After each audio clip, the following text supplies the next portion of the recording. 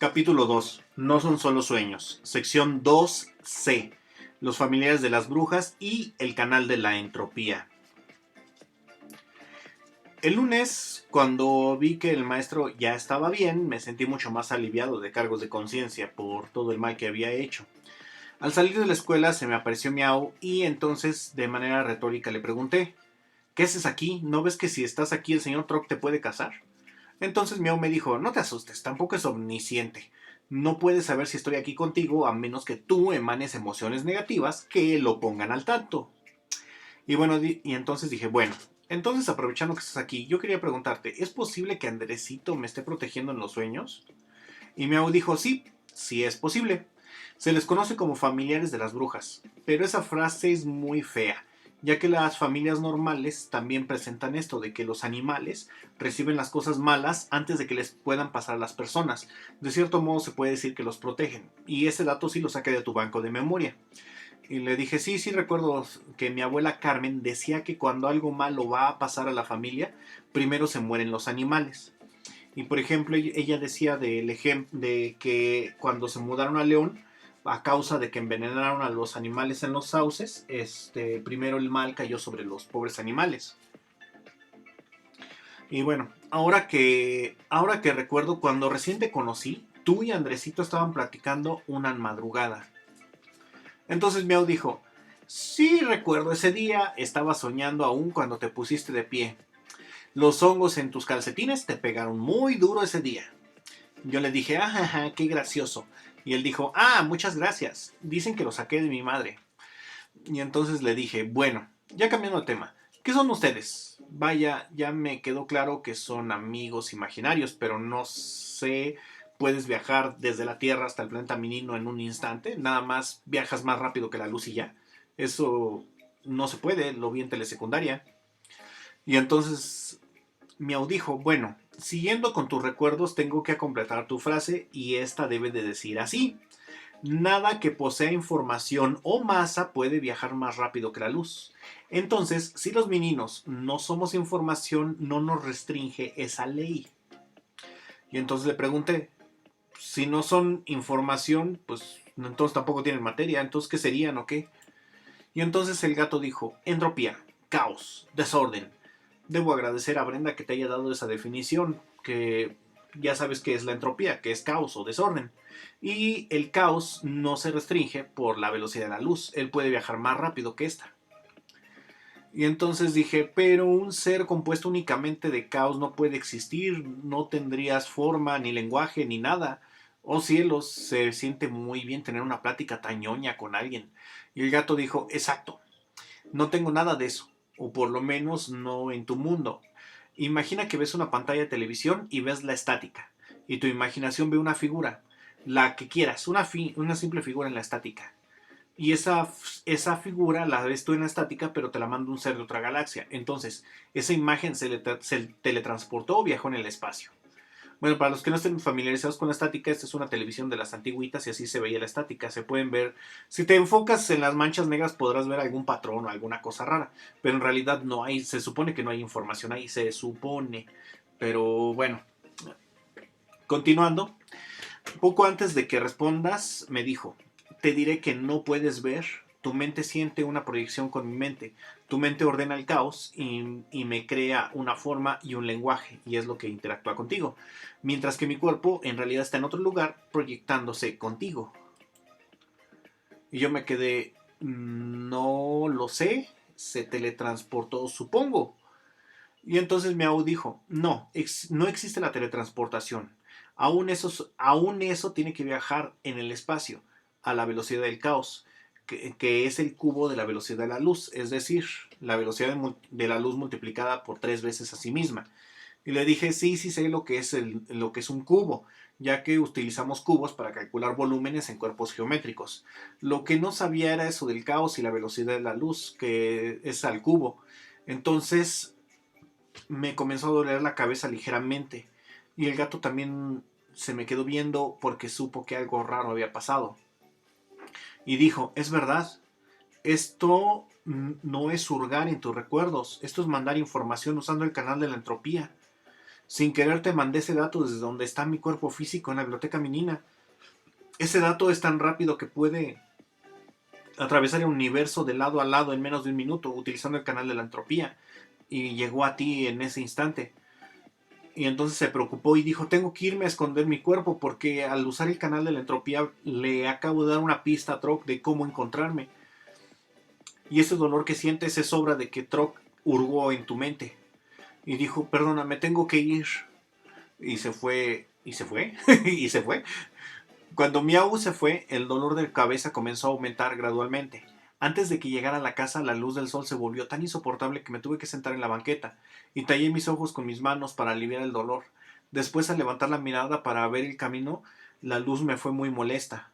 Bajé de nuevo el rostro para no ver tanta luz y al cambiar la dirección de mi mirada, lo vi por un instante en el mundo físico, pero más bien eso fue como una alucinación. Con sus ojos estaba cerrados, parecía un cadáver. Era el señor Troc, estaba cerca de mí. Al volver a mirar hacia ese lugar, obviamente él ya no estaba ahí. Él se veía algo así.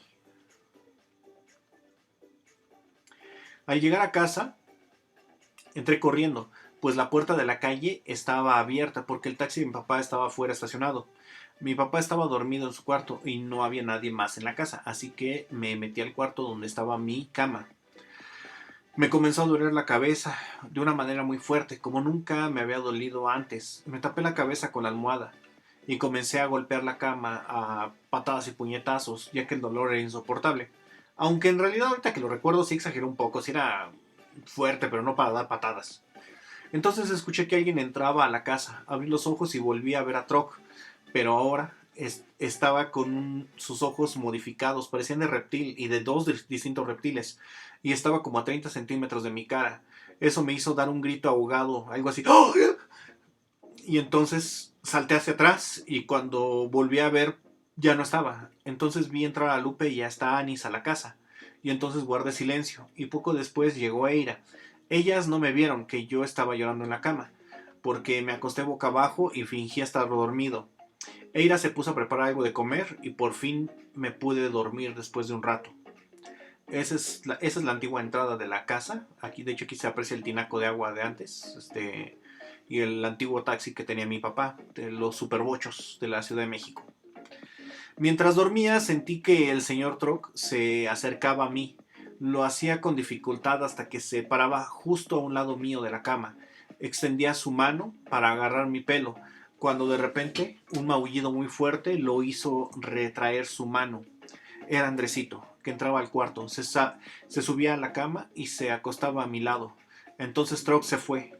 Yo seguía dormido y una voz de una mujer ya mayor me decía: mientras estás despierto, él no puede alcanzarte, pero al dormir, solo estarás seguro cuando puedas ser dueño de tus propios sueños. Y esa es más o menos la cara de reptil que ponía el señor Troc cuando se me acercó con sus dientes afilados y toda la cosa. Bueno, luego desperté a la hora de la comida. Mientras comíamos me comenzó a doler la cabeza, pero un poco menos que anteriormente. Me sentí mal del alma, tenía remordimiento, tenía mucha tristeza y no sabía el motivo. Por más que quise que nadie notara lo que me pasaba, mis lágrimas comenzaron a rodar por mis mejillas porque el dolor sí era muy fuerte. Y mis papás me preguntaron, ¿qué te pasa? Yo contesté que nada, pero como ellos insistieron, tuve que inventar el motivo de mi pena, que era que se me había perdido una moneda antigua. Mm, Hasta ahí les tuve que contar que había perdido la moneda en la escuela. Mi papá me regañó por haber llevado las monedas a la escuela y con la adrenalina del regaño hasta el dolor de cabeza se me pasó. Y bueno, así tuvimos que continuar ya comiendo. Más tarde, cuando mi mamá y yo nos quedamos solos en la sala, ella me volvió a preguntar sobre el motivo por el cual había estado yo llorando. En la tarde le dije, en la tarde me estaba doliendo la cabeza, era por eso que lloraba. Y mi mamá me dijo, pero ya no te duele, ¿o sí? Y lo dijo preocupada y le dije, no, ya no. Y mi mamá me dijo, ¿y por qué no nos dijiste? Y yo dije, no sé, pensé que se iban a enojar. Ella dijo, ¿cómo me voy a enojar de que te duele la cabeza? Ella solo me abrazó y me dijo, tontito, tontito. Los dolores de cabeza que me habían agobiado por tantos años habían regresado. Toda esa semana me dolió la cabeza. Unas veces en la escuela, otras en la casa, incluso cuando estaba jugando videojuegos. Y justamente yo pensé que en los videojuegos no me iba a doler porque iba a utilizar el dolor de cabeza para no ir a la escuela y sopas. Y bueno, al decirle a mi mamá, ella se preocupó mucho y comenzó a considerar el volverme a hacer estudios. Y bueno, llegó nuevamente el día viernes, el día que mi papá se veía con sus amigos. Y eran aproximadamente ya las 2 de la mañana, pero del día sábado. Todos estábamos dormidos, cuando de repente Andresito entró al cuarto gritando como loco. Nos despertó a todos. Empezó a gritar, ¡miau, miau, miau, miau! Y entonces mi mamá lo sacó del cuarto y como a los 10 minutos volvió a entrar gritando como loco. Mi mamá lo volvió a sacar y en cuanto lo sacó, mi papá entró ebrio y comenzó a gritar y a maldecir por todo. Nos comenzó a insultar y decir cosas por tonterías. Por ejemplo, que porque la sala no estaba bien barrida o porque no habíamos lavado los trastes de la cena. Por eso estaba peleando. Mi mamá salió del cuarto para tratar de tranquilizarlo. Nos asustamos. Lupe y yo nos pusimos a llorar, pero realmente nunca las lágrimas conmovieron a mi papá. Brenda iba a salir del cuarto, pero mi mamá la regresó. Cuando mi papá estaba gritándole a mi mamá, Andresito bajó de la azotea y le fuñó. Entonces mi papá le dio una patada. Mi mamá se metió a su cuarto y dejó a mi papá en la sala para que siguiera tomando él solo. Nosotros también nos encerramos en nuestro cuarto y justamente cuando estábamos por cerrar la puerta, Andresito se metió al cuarto, pero ahora estaba más noble y comenzó a ronronear como si quisiera tranquilizarnos. Lupe lo abrazó y en ese momento cuando llegó a mi mente que tal vez Andrés nos estaba tratando de advertir de la situación que iba a suceder. De pronto, más bien dicho, de hecho, esa escena se repitió tantas veces que cada vez que el gato empezaba a gritar como loco en la madrugada ya sabíamos que mi papá iba a llegar a casa todo endemoniado. Por la noche, mientras dormía nuevamente, la presencia de Troc se hizo manifiesta y me decía: ese familiar tuyo, refiriéndose a Andresito, me estorba demasiado, será el primero que me deshaga. Algo importante que tengo que resaltar es que mi casa casi nunca, yo nunca estaba casi en casa, ya que gran parte de la tarde me la pasaba en la calle o en los videojuegos o con malas amistades, y eso para mí era normal, pues todos mis conocidos lo hacían, no sabía del mal que me estaba haciendo y que podía tomar otra opción. Me habían golpeado en las maquinitas, robado, insultado, humillado y como yo era el más chico, pues lo hacían casi todos los que estaban ahí. Sin embargo, no entendía, ahí seguía. Pero bueno, ese es el fin de la sección 2C del capítulo 2.